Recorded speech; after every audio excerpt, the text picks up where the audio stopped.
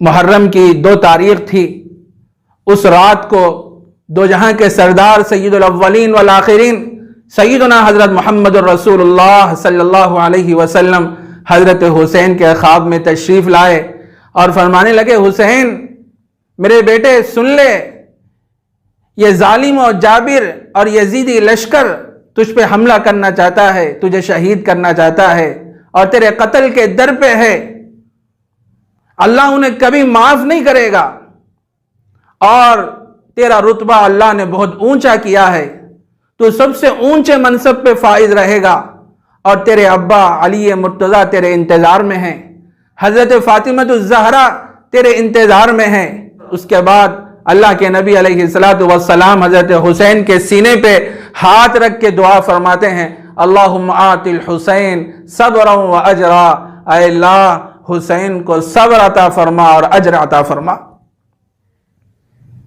میرے دوستو، ہوا ایسا کہ جب 7ویں محرم کا دن تھا، تاریخ تھی، پانی بند کر دیا گیا۔ آپ کے خاندان کے لوگ شدت پیاس سے بلبلانے لگے، بے چین ہونے لگے، پریشان ہونے لگے۔ ابن زیاد نے اور یزید نے یہ حکم دیا تھا اپنے لشکر کو کہ لا یذوق منہ قطرۃ، کہ حضرت حسین کے خاندان والے دریائے فرات کے پانی میں سے ایک قطرہ بھی نہ پئیں۔ اپنے لشکر کو وہاں لگا کے رکھا تھا، اور یہ حضرات شدت پیاس سے بے چین ہیں۔ حضرت حسین رضی اللہ تعالیٰ عنہ کے بھائی حضرت عباس پانی لینے کے لیے جاتے ہیں، یزیدی لشکر ان پہ حملہ کرتا ہے، ان پہ ٹوٹ پڑتا ہے، اور اس موقع پر حضرت عباس شہید ہو جاتے ہیں۔ اس موقع پر حضرت حسین رضی اللہ تعالیٰ عنہ اپنے خیمے سے باہر آئے، آ کے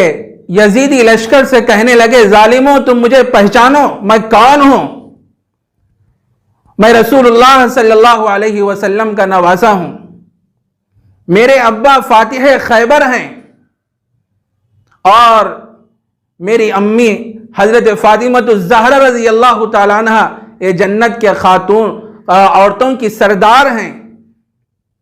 مجھے پہچانو، میرا مقام کیا ہے؟ یہ سب آپ نے بیان کیا،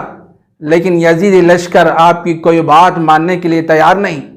اور آپ نے یہ بھی فرمایا، دیکھو یا تو مجھے مکہ جانے دے دو، یا کسی اور ملک کی طرف جانے دو، یا پھر راست طور پر مجھے یزید سے بات کرنے کا موقع دو۔ تو اس میں سے بعض لوگوں نے کہا، کتابوں میں لکھا ہے، شمر مردود نے کہا کہ ہرگز ان کو کسی بھی طرح کہیں بھی جانے کا موقع مت دو، اگر یہ کہیں جائیں گے تو پھر وہ اپنی طاقت سے مضبوط ہو جائیں گے اور ہم پہ حملہ کر دیں گے، یہ موقع اچھا ہے کہ ان کو کہیں بھی جانے مت دو۔ حضرت حسین رضی اللہ تعالیٰ عنہ کا گھیرا کیا گیا اور آپ پر پانی بند کر دیا گیا، مصیبتوں کے پہاڑ آپ پہ توڑے گئے، اور ایک ایک کر کے جو آپ کے ساتھ جو شرکا تھے، آئے تھے، وہ ایک ایک کر کے شہید ہوتے گئے، اور آخر میں حضرت حسین رضی اللہ تعالیٰ عنہ بھی اعلاء کلمت اللہ کے لیے، دین و اسلام کے پرچم کو بلند کرنے کے لیے اپنی جان کو اللہ کے راستے میں قربان کر دیے، شہید ہو گئے۔ اور شہید ہونے سے پہلے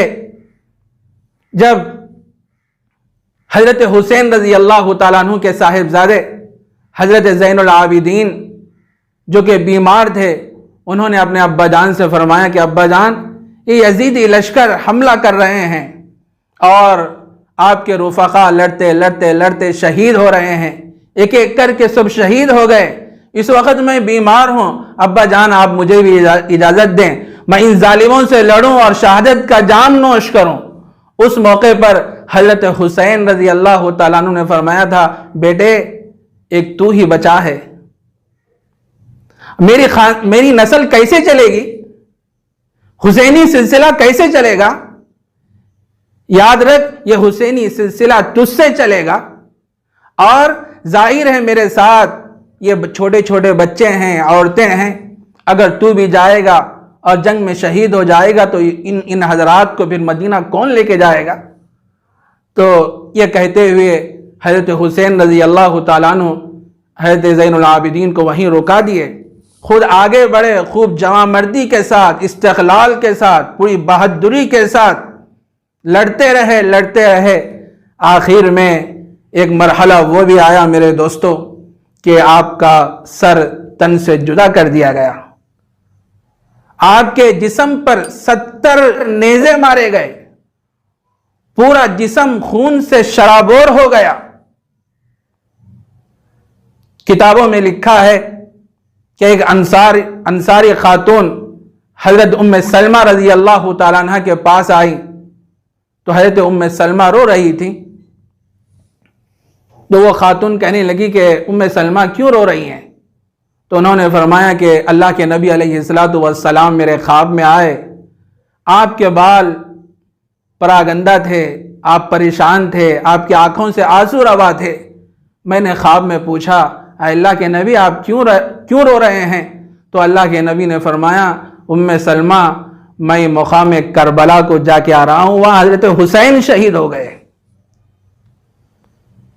بعض کتب میں یہ بات بھی بیان فرمائی گئی ہے کہ جس دن حضرت حسین رضی اللہ تعالیٰ عنہ شہید ہو گئے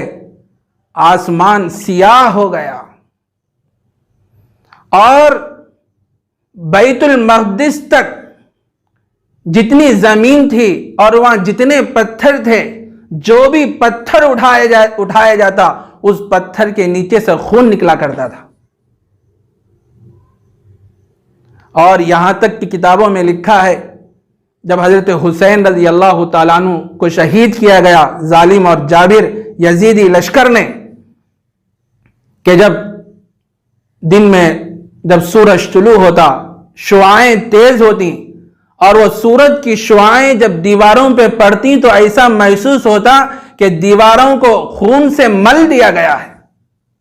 اتنی سرخ آلود وہ دیواریں ہو جایا کرتی تھی۔ بہرحال میرے دوستو،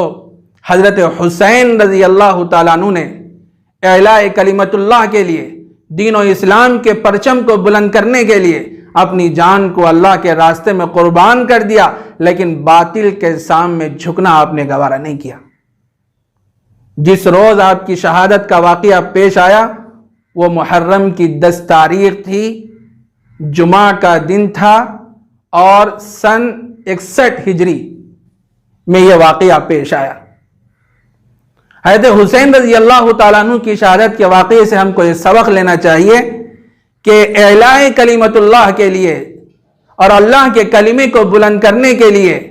جان کی ضرورت پڑے تو جان بھی دی جا سکتی ہے، مال کی ضرورت پڑے تو مال بھی دیا جا سکتا ہے، لیکن باطل کے سامنے کبھی جھکا نہیں جا سکتا۔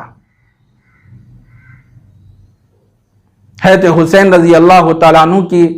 زندگی کا سب سے نمایاں وصف یہ ہے کہ آپ حق گو تھے، حق کے خاطر آپ نے ہر چیز کو قربان کر دیا۔ آپ کے خاندان کے 72 افراد شہید ہو گئے اعلاء کلمت اللہ کے لیے۔ باطل سے دبنے والے اے آسمان نہیں ہم، باطل سے دبنے والے اے آسمان نہیں ہم، 100 بار کر چکا ہے تو امتحان ہمارا۔